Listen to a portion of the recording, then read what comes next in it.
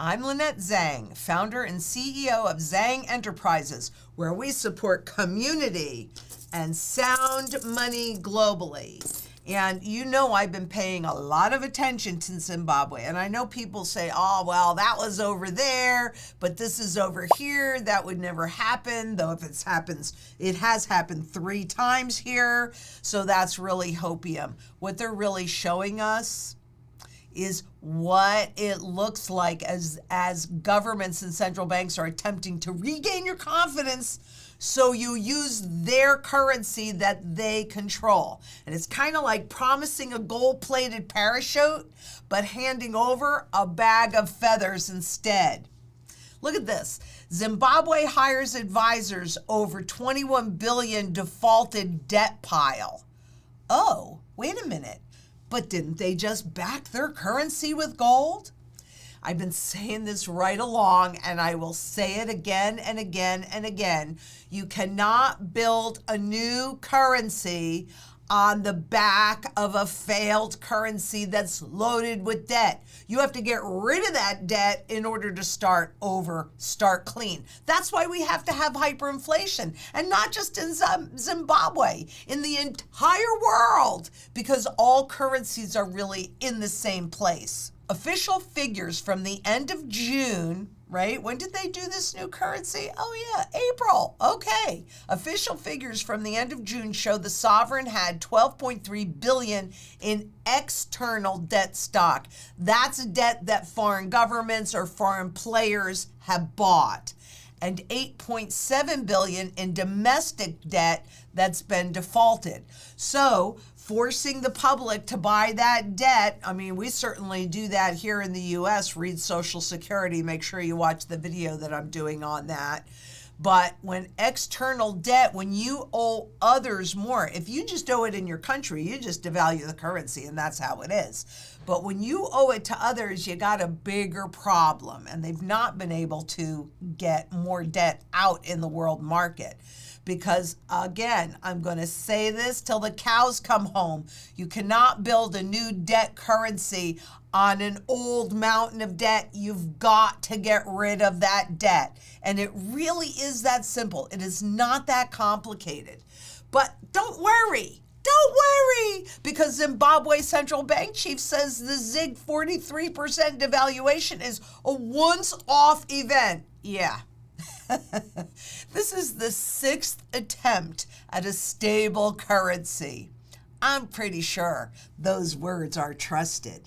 And even after that one-off event, because that's how they always want to sell everything to you. And I want you to take heed on this, because I'm pretty sure when they go in and do a sweep of your American IRAs, not the Zimbabwean government, but our government, they said, how are they going to sell it? As a one-off event. Why? Because then people don't change their habits. Well, it's not a one-off event, but even after that, it weakened another 7.4% in the aftermath of the devaluation. Central bank targets credit creation to curb money supply.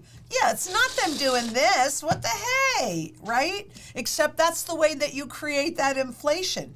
Previous efforts at having a stable local currency were sunk by hyperinflation caused by the government printing money to finance spending.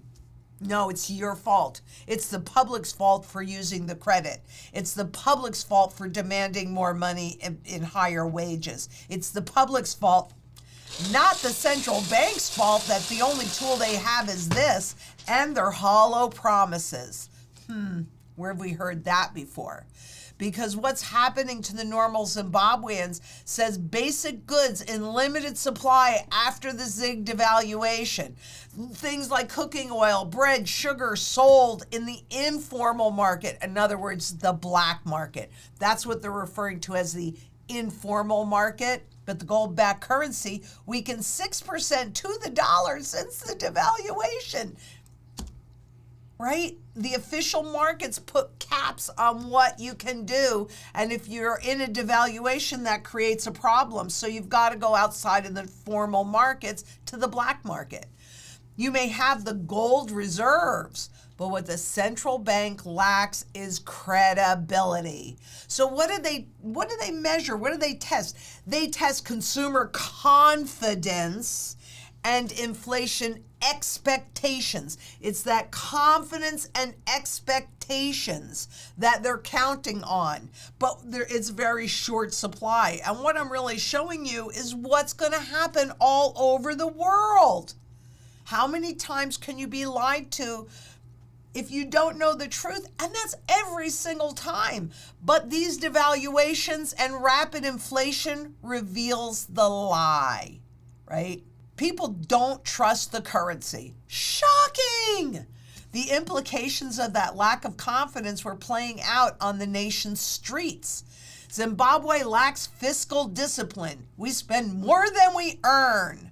Oh my goodness. We fund that spending through printing, and the printing ultimately erodes the value of the currency. It doesn't ultimately erode the value of the currency. It erodes it every single time they have it. And what they want is they want it to happen slowly enough so that the Fed hits its 2% price target, because then you have what they call price stability. You don't ask for more money. You don't change your spending habits.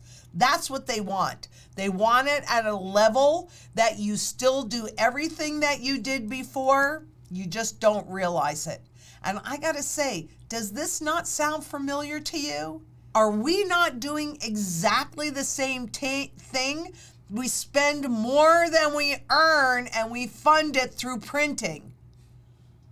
So yeah, that's Zimbabwe over there. But it's also the US, the EU, Great Britain, China, Japan, Russia. I mean, take your list, take your pick. There's 196 countries in the world. They're all doing the same thing. And there's virtually no value left in any of those currencies. Zimbabwe's a little bit ahead of us. And that is good because we can look at what's happening and get into a position. But I mean, if you haven't done it yet, you better click that link below and set up a time to have your own sound money strategy in place. And we need more than sound money, physical gold, and physical silver. We need food, water, energy, security, barterability, wealth preservation, community, and shelter. And arguably, community has become the single most important thing because we don't have the same luxury of time that we once had. So you've got to come together in community to support each other and help us through this. Help us all through this. You bring whatever talents you have. You bring whatever you have. And then that is what makes all the difference in the world. Because what we're seeing from all governments, it's like a magic trick, right? I mean, they tell you these things, they show you these things. You know it's not true, but you don't really know where to look. Gaslighting 101. The RBZ, so the Central Bank of Zimbabwe, assures Zimbabweans of currency stability. The currency is stable, for goodness sakes, right? So they're telling us one thing, even though there are Zimbabweans experience, especially with that recent overnight devaluation, but the sixth devaluation since 2006, you know, it's cognizant dissonance. It doesn't make sense. It goes against their experience.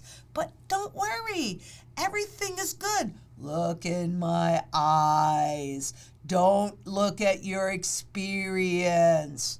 First and foremost, what happened cannot be described as devaluation.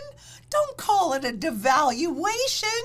It was just a manifestation of the event on the ground where the parallel market had just set its agenda. The parallel market is the black market. That is a supply and demand market. So don't believe your experience. This was on their fault because they wanted to charge you more. Not us. Our currency is stable. I mean, do you believe this? Because I got a bridge of Brooklyn I'd like to discuss with you.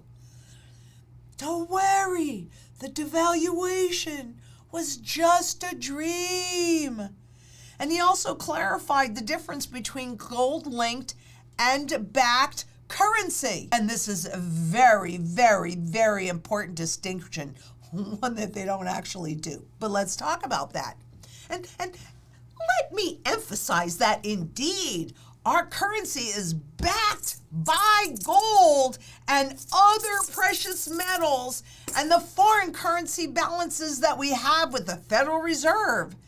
Now, there is a difference between backing a currency with gold and linking a currency to the prices of gold. Well, yeah, What is that? Well, if a currency is backed by gold, just like it was prior to 1933, if you did not like what your government was doing, you simply walked into the bank with this and walked out with this. It was convertible. You could pull it out of the system and hold their toes to the fire. Could you do that in Zimbabwe? No. In fact, you didn't even have a bill for the ZIG. It was all digital and non-convertible. Sorry, Charlie, you're wrong. Your currency was not backed by gold. It was linked to the price of gold, the manipulated spot market. It's a joke. But hey. The way we see it is that this depreciation was a once-off. I've just given you the parameters that would suggest that there would be no further reason for the rate to slide further. So to the extent that it was a once-off, and we are expecting things to stabilize going forward, I would say that the impact, yes, has been felt, but going forward, there should be stabilization. In fact, we should see prices starting to fall. This assurance is very strong. Why am I saying so? It's because as the central bank, we have control over money supply. And you have my assurance that the deposits, where they are at 10.7 billion, will not grow much further. You have my assurance that the reserves that are backing the currency will grow because we will continue to get royalties from the minerals that we mine. We have put in place measures as the central bank to curtail further credit growth because, as you know, money supply also increases through credit creation by banks.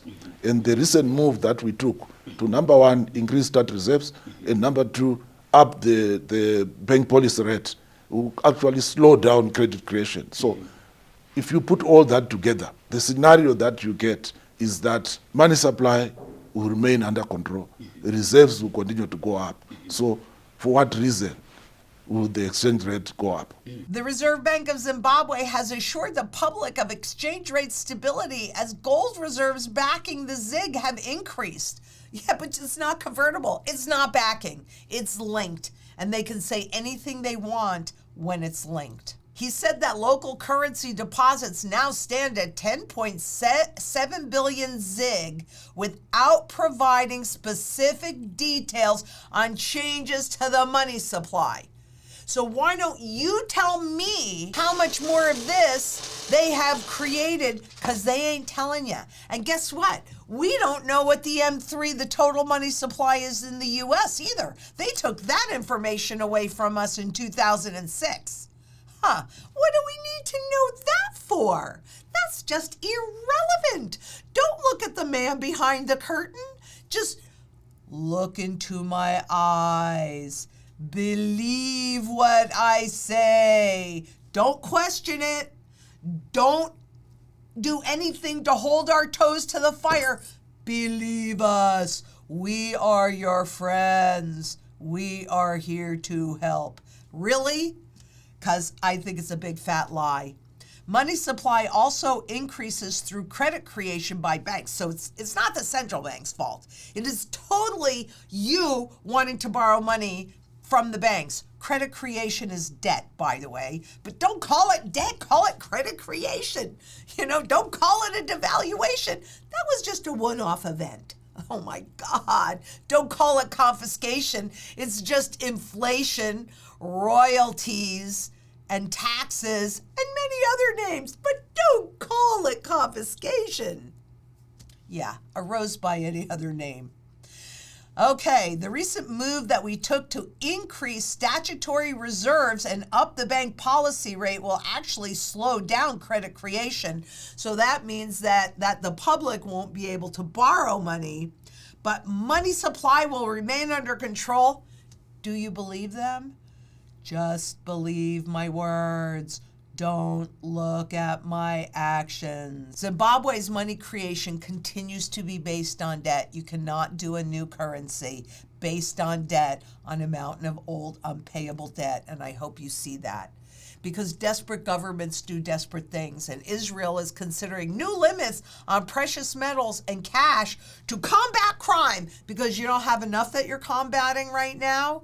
Netanyahu has also asked the group to consider phasing out the 200 shekel banknote, the largest denomination bill in circulation in the country. Under the plan, citizens would be given a short time frame to exchange their 200 shekel notes in order to prevent criminal organizations from disposing of the money. It's all garbage. They say it's about the children or about fighting crime, when the reality is it's about their ability to continue to rob you and control you. And I say, nope. That is not okay with me. In gold and silver, I trust. I do not trust politicians. I do not trust central banks. I don't believe their lies. I don't believe the man behind the curtain. I see them. I've worked in that area. I see them. No, thank you. And that's what physical gold in your possession does for you. You can say, no, thank you. I don't believe the lies. One of the proposals is to ban private ownership of large quantities of cash alternatives, such as gold, silver, and valuable coins. Do you see the importance of doing the same thing that the ultra wealthy do for themselves?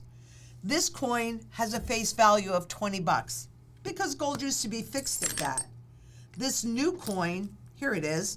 This is a new eagle, has a face value of 50 bucks, right? 50 bucks? Well, wait a minute. Can you buy this? 1 ounce of gold for 50 bucks? That's not what the market is telling you. You're going to pay somewhere around, I don't know, $2,900, $3,000, $2,600, wherever it is right now, not 50 bucks. So they want to make it easy to confiscate, right? And make you think that you're doing something good. I mean, after all, don't you care about theft and illegal entities robbing you? Well, how about legal entities robbing you? Why is that okay with you?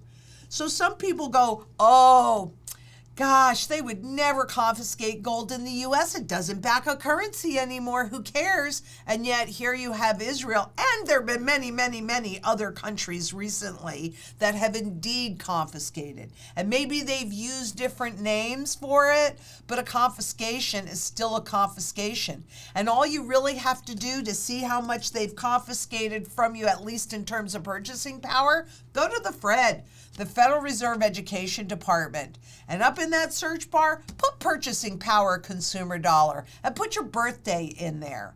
And you're going to see how much purchasing power all of this kind of stuff has done since the day you were born. And oh, by the way, you're still paying taxes on that. And it's genius because the devaluation makes the prices on houses and stocks and all of this stuff go up. And then what do they get to do? They get to tax that. So they create the inflation, and then they create even more taxation on that inflation. You want to say no? You do what the smartest guys in the room are doing for themselves, and that's the coins that'll sell for many, many millions of dollars. I'm not saying that you or I have to. We just have to be in that category because that's, I believe, our protection. I mean, I really just want you to think about this logically.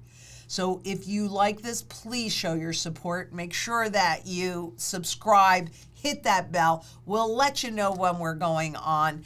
give us a like, leave us a comment, start a conversation. That's so important to do. Make sure that you watch some of our other videos, all of our other videos, in fact, and especially one recently, we are in the end game now. You need to know this stuff. So I absolutely 100% know that together we can create a global community.